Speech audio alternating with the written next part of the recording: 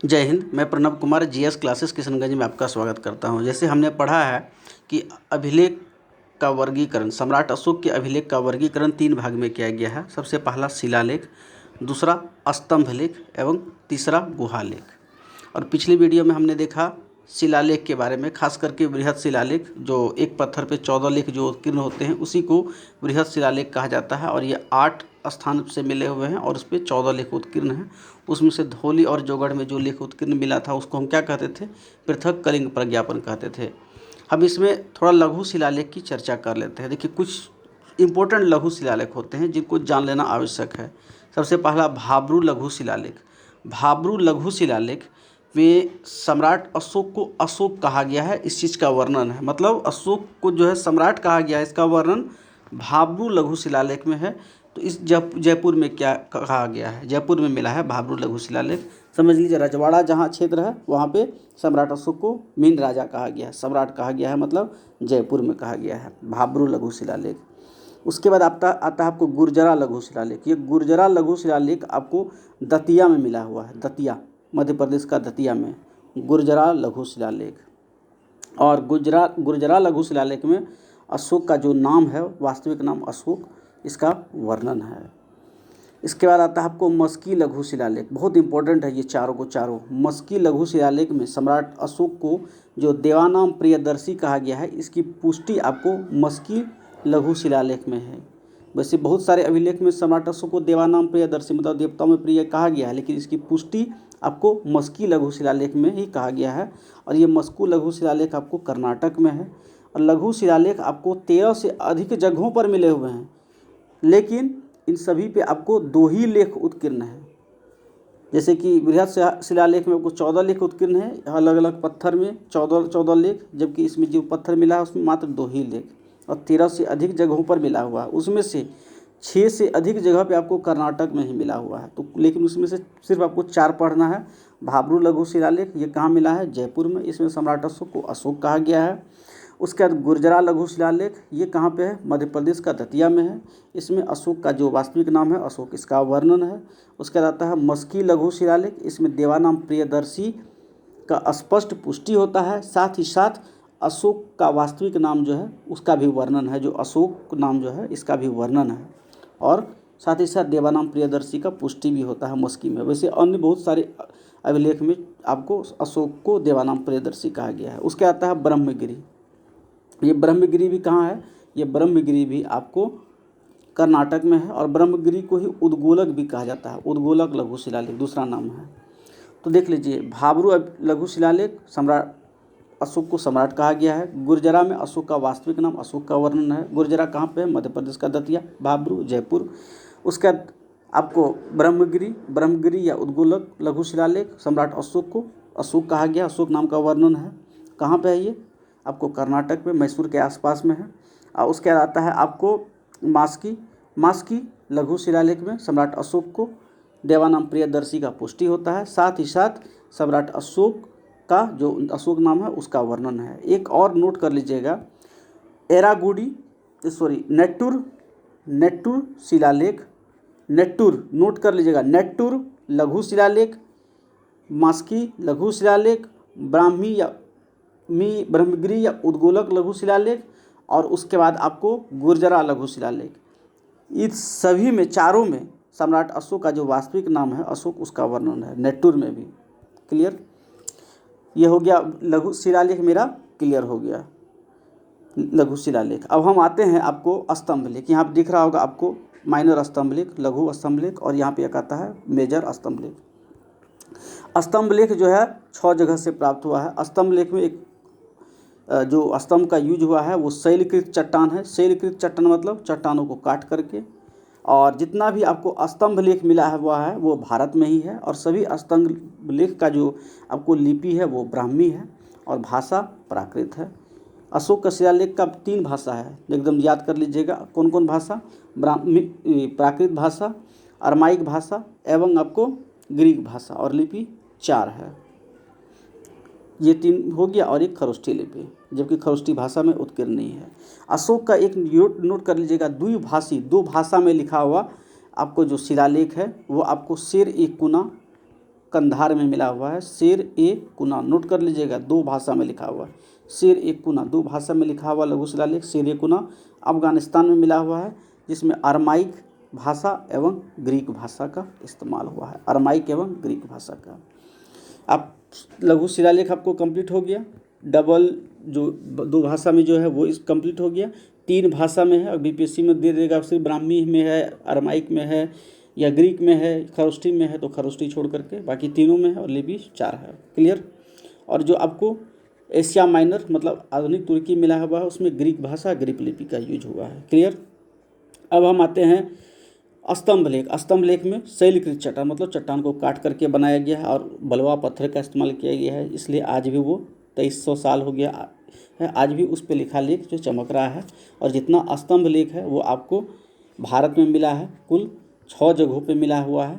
स्तंभ लेख में लघु स्तंभ लेख, सॉरी वृहत स्तंभ लेख, वृहत मतलब बड़ा स्तंभ लेख, वृहत स्तंभ लेख 6 जगहों पर मिला हुआ है। और उस पर सभी स्तंभ पे 7 लेख है। कितना लेख है? 7 लेख। सभी स्तंभ पे 7 लेख है। लेकिन एक चीज़ याद कर लीजिएगा, ये सिर्फ 7वां लेख जो है ना, ये आपको दिल्ली टोपरा में है। दिल्ली टोपरा में ही 7 लेख है, बाकी जितना हुआ है वहाँ पे 6 लेख है, इसलिए कहा गया कि 7 लेख। लेकिन सिर्फ दिल्ली टोपरा में 7वां लेख और बाकी में 6ठा लेख है। और यही आपका 7वां स्तंभ लेख जो है सबसे बड़ा स्तंभ लेख है। यही क्वेश्चन आता है, अशोक का कौन सा स्तंभ लेख सबसे बड़ा है, तो 7वां स्तंभ लेख सबसे बड़ा है। जबकि दे देगा कौन सा बृहत शिलालेख सबसे बड़ा है, तो 13वां बृहत शिलालेख जिसमें कलिंग युद्ध का वर्णन सबसे बड़ा है। जबकि 7वां स्तंभ लेख जो है अशोक का सबसे बड़ा लेख है, सबसे बड़ा लेख है, नोट स्तंभ है।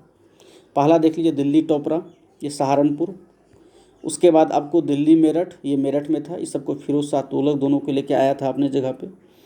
और बिहार से रिलेटेड देख लीजिएगा लोरिया अरेराज, लोरिया अरेराज। और आपको ये जो है लोरिया नंदनगढ़ दिख रहा होगा और रामपुरवा, 3 दिख रहा होगा, ये तीनों बिहार में हैं। और एक चीज़ इसमें आप नोट कर लीजिएगा कि इसमें 2 आपको जो है ना, जो ऊपर का 2 जो है आपको लोरिया अरेराज और रामपुरवा, ये दोनों ऊपर का, ये दोनों जिसमें मोर का चित्र है वो आपको पश्चिमी चंपारण में है। जिसमें मोर का चित्र है वो आपको पश्चिमी चंपारण में है, समझ लीजिएगा। और जो समझ लीजिए जिसमें चित्र है वो पश्चिमी में है, मतलब पहले है, और जो बाकी 2 में है वो बाद में है। तो बिहार में दृष्टिकोण से 3 याद कर लीजिएगा, लोरिया अरेराज, लोरिया नंदनगढ़ और रामपुरवा। और किसमें मोर का चित्र है? लोरिया नंदनगढ़ में। ये बहुत ही इंपॉर्टेंट है, इसको नोट डाउन कर लीजिएगा। और कभी कभी ये क्वेश्चन भी देता है कि ये रामपुरवा जो है, ये रामपुरवा को खोजा था कौन? तो कार्लायल ने खोजा था, कार्लायल ने रामपुरवा को खोजा था। और एक चीज़ नोट कर लीजिएगा, सम्राट अशोक का जो अभिलेख था उसको खोजा कौन था? अगर दे देगा तो फैंथलर, फैंथलर ने खोजा था, फैंथलर ने खोजा था 1750 ईस्वी में। पढ़ा कौन था? जेम्स प्रिसप ने पहले पढ़ा था 1837 ईस्वी में, जबकि खोजा कौन था? फैंथलर ने। और बिहार में जो है आपको पूर्वी चंपारण में जो आपको रामपुरवा है, इसको कौन खोजा था? कार्लायल को। और बिहार में कहाँ पे चित्र है? सिर्फ कौन सा जगह पे? जो लोरिया नंदनगढ़ है वहाँ पे मोर का चित्र है। और देख लीजिएगा अशोक का जितना भी स्तंभ मिला है ना, उसमें कोई न कोई जानवर का जरूर चित्र है, समझिए ना। खास करके बेसिकली आपको शेर का चित्र मिलेगा, कहीं सांड का चित्र मिलेगा। और हमको जो सारनाथ मिला हुआ है उसमें 4 गो शेर है, और जो उसका नीचे में है उसमें आपको हाथी का चित्र है, आपको फिर घोड़ा का चित्र है, दौड़ता हुआ घोड़ा का चित्र है, सांड का चित्र है, 4 जानवर का चित्र है सारनाथ में। और ऊपर में शीर्ष में 4 गो शेर भी है। तो मैक्सिमम अशोक का जितना भी मिला हुआ उसमें कौन कौन सा जानवर दे देगा पूछ लेगा तो स्तंभ लेख में, तो घोड़ा, आपको शेर तो है ही, उसके बाद सांड, उसके बाद हाथी। घोड़ा, शेर, सांड और हाथी। क्लियर? घोड़ा, शेर, सांड, हाथी, 4 है जानवर, याद रह जाना चाहिए। अब देखिए ये प्रयाग जो है ना, अब ये प्रयाग देखिए इंपॉर्टेंट है, जो कौशाम्बी में पहले था, पहले कौशाम्बी में था, प्रयाग में लाया गया है। कौशाम्बी पहले एक जनपद भी था। तो कौशाम्बी का जो है या प्रयाग का जो है, इसको रानी का अभिलेख भी कहा गया है। इसमें अशोक का जो प्रिय रानी थी, 3 रानी थी, उसमें से एक रानी कारुबाकी जो थी उसी का उल्लेख है आपको ये प्रयाग में। इसको जो है क्या कहा गया है, रानी का अभिलेख भी कहा गया है प्रयाग को। और इसमें रानी का अभिलेख कहाँ पे है, प्रयाग में है। रानी का अभिलेख किसे कहा गया है, प्रयाग अभिलेख को कहा गया है। क्लियर। अब देखिए लघु स्तंभ लेख, ये तो हो गया मेन स्तंभ लेख। अब आते हैं लघु स्तंभ लेख। एक बार बृहत स्तंभ लेख को याद कर लेते हैं। बृहत स्तंभ लेख कहाँ से, क्या जगह से मिला है, 6 जगह से मिला हुआ है। और उस पर सिर्फ एक ही जगह पे जो है, एक ही स्तंभ में आपको 7 लेख है, बाकी स्तंभ में 6 लेख है, वो दिल्ली टोपरा में है। और बिहार में के दृष्टिकोण से आपको कै ठो है, 3 ठो है, लोरिया अरेराज, लोरिया नंदनगढ़ और रामपुरवा। नंदनगढ़, नंद मतलब श्री कृष्ण, मतलब बड़ा होंगे, तो वहाँ पे क्या है, मोर का चित्र है। और अशोक का जितना भी स्तंभ मिला है वो उसमें कोई न कोई जानवर का चित्र है। और सारनाथ में 4 ठो जानवर का चित्र है, शेर का, घोड़ा का, हाथी का और सांड का। क्लियर।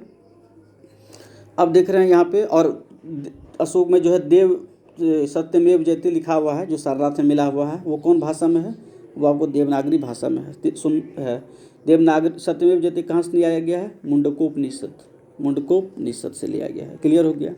अब लघु स्तंभ लेख का थोड़ा चर्चा करें। देखिए लघु स्तंभ लेख में आपको खास करके जो 3 ठो है उसको याद करना चाहिए।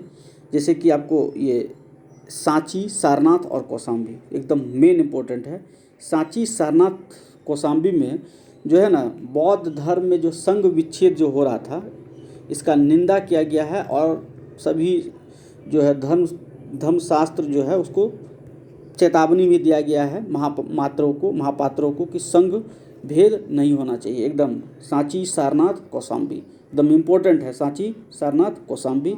और 3 जो आपको लघु स्तंभ लेख है उसमें आपको रुम्बनदेई जो आपको लुम्बिनी में है, और रुम्बनदेई में जो है महात्मा बुद्ध का जन्म का भी वर्णन है। और रुम्बनदेई में जो है टैक्स फ्री कर दिया गया था वहाँ पे, मतलब टैक्स जो है उपज का 1/8 कर दिया गया था रुम्बनदेई में, ये नोट करने का चीज़ है। निगवाली सागर जो है ये भी आपको नेपाल में है। ये इसको स्मारक लेख कहा गया है। कौन कौन को, रुम्बनदेई को, निगालवी सागर को और आपको सारनाथ को। क्लियर। तो निगलवी सागर में कहाँ पे है, नेपाल में है। और इसमें बौद्ध जो है दर्शन शास्त्री जो कनक मुनि जो थे उन्हीं का जो स्तूप बनाया गया था, जो भी लेख बनाया गया था, उसको बड़ा करने के लिए कहा गया था, संवर्धन। और निगाली सागर का अशोक गए थे कहाँ पे, 12वां वर्ष में। और लुम्बिनी गए थे 20वां वर्ष में। बोधगया गए थे 10वां वर्ष में। कनक मुनि का वर्ण कहाँ पे है, निगलवी सागर में है, जहाँ तालाब के पास में है। और सारनाथ मैंने आपको बता ही दिया टोटल चीज़। अब कुछ गुहा लेख के बारे में जान लेते हैं। गुहा लेख देखिए, गुहा लेख जो है आपको 7 गुहा लेख मिला हुआ है, जिसको सतघरवा कहा गया है, जो कि आजीवक संप्रदाय को दिया गया है। उसमें से 4 गुहा सम्राट अशोक के द्वारा बनाया गया था। उस गुहा का नाम भी आपको याद कर लेना चाहिए। एक है पहला आपको कर्ण चौपाड़, दूसरा है आपको सुदामा, तीसरा है आपको जो सम्राट अशोक के द्वारा जो 4 गुहा बनाया गया है, एक सुदामा, दूसरा कर्ण चौपाड़, तीसरा विश्व झोपड़ी और चौथा जो है लोमस ऋषि का गुहा, लोमस ऋषि का गुहा। ये भी शैलकृत है, मतलब चट्टानों को काट के बनाया गया है ये सब ठो गुहा। और इसमें से 3 गुहा जो है आपको लोमस ऋषि का गुहा छोड़ करके सुदामा गुहा, कर्ण चौपाड़ गुहा और विश्व झोपड़ी गुहा जो है में अशोक का लेख उत्कीर्ण है। और ये कहा गया है कि ये सब जो है आजीवक संप्रदाय को दे दिया जाए। आजीवक संप्रदाय का तीर्थंकर कौन है तो हमको जानना चाहिए, मोगलीपुत्र तिस्ल। और ये आजीवक संप्रदाय बौद्ध की तरह नग्न अवस्था में रहते थे। इनका दर्शन बौद्ध और जैन से भी प्राचीन है। और आपको इसके तीर्थंकर जो थे आजीवक संप्रदाय के मखलीपुत्र गौशाल, जिसका अर्थ होता है मख जनजाति का रहने वाला जो गौशाला में जन्म लिया हो। और ये आपको महात्मा बुद्ध एवं जो महावीर जैन थे उसके समकालीन थे ये। जबकि इसका दर्शन जो है आजीवक संप्रदाय का दर्शन नियतिवाद भाग्यवाद को मानता है, और ये बौद्ध जैन से भी पहले का है। तो क्लियर हो गया पूरा आजीवक संप्रदाय के बारे में। और आजीवक संप्रदाय को कौन मानते थे, बिंदुसार मानते थे। क्लियर। माथा पर विष हो गया तो इसलिए उसका नाम बिंदुसार पड़ गया। तो 4 गुहा आपको कहाँ पे है, ये बराबर की पहाड़ी में जो अशोक ने बनाया। कौन कौन, सुदामा, कर्ण चौपाड़, विश्व झोड़पेंग, लोमस ऋषि की गुहा। लोमस ऋषि की गुहा को छोड़ करके बाकी 3 में जो है अशोक का लेख उत्कीर्ण है। और जो 3 गुहा जो है एकदम बराबर की पहाड़ी से 2 किलोमीटर दूर है, आपको नागार्जुन की पहाड़ी पे, वहीं पे बनाया गया था। उसमें नागार्जुन का जो 3 पहाड़ी जो था वहाँ पे जो गुहा बनाया गया था वो अशोक का पोता बनाया था दशरथ। और ये 7 गुहा मिल करके सतघरवा गुहा हो जाता है। और ये 7 गुहा जो है किसको समर्पित है? आजीवक संप्रदाय को। तो ये मेरा जो है टोटल का टोटल जो है अशोक का जो है लेख से अभिलेख से संबंधित सभी चीज़ जो है क्लियर हो गया। और इतना से ही आपको क्वेश्चन आता है। वीडियो यदि अच्छा लगे तो लाइक एवं शेयर जरूर करें। जय हिंद, जय भारत।